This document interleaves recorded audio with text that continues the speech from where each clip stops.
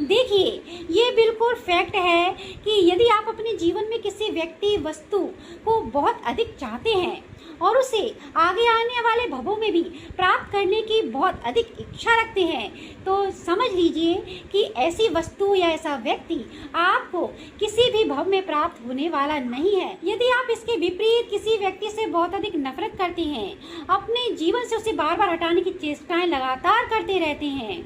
और आगे आने वाले भवों में भी उसे प्राप्त न करने की इच्छा रखते हैं, तो बिल्कुल जानिए कि ऐसा व्यक्ति आपको निश्चित तौर पर प्राप्त होने वाला है। मतलब वो आपके पति के रूप में भी हो सकता है, आपके पुत्र के रूप में भी हो सकता है, अड़ोसी पड़ोसी किसी भी रूप में हो सकता है, लेकिन वो आपका शत्रु आपको एक दिन जरूर टकराएगा और आपसे फिर वही शत्रुता निभाएगा जो आप इस भाव में उसके लिए छोड़ कर गए हैं।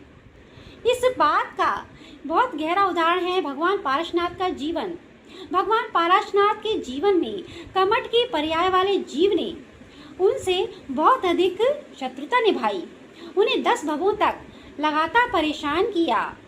और 10 भवों के बाद उसे अंत में भगवान के आगे झुकना ही पड़ा। लेकिन उसने 10 भक्त तो दुश्मनी उनसे निभाई, वो तो भगवान पारसनाथ थे तो दुश्मनी को पी गए। हम तो इंसान हैं, इसीलिए आपको हर व्यक्ति से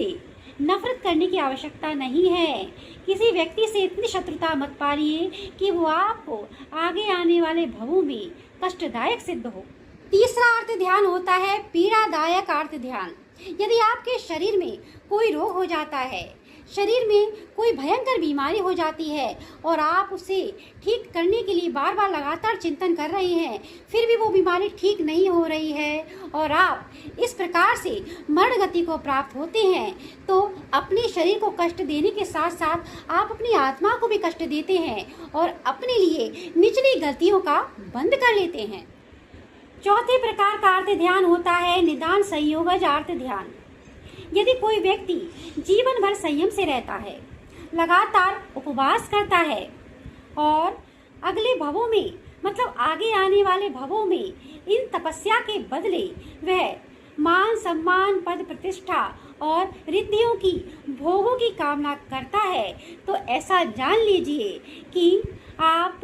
अपने माल को कौड़ियों के भाव बेच रहे हैं। मतलब आपने तप त्याग करके जो पुण्य कमाया और आपने उसके बदले में भोगों की कामना कर ली, तो समझ लीजिए आपने अपने तप त्याग को कौड़ियों में गवा दिया।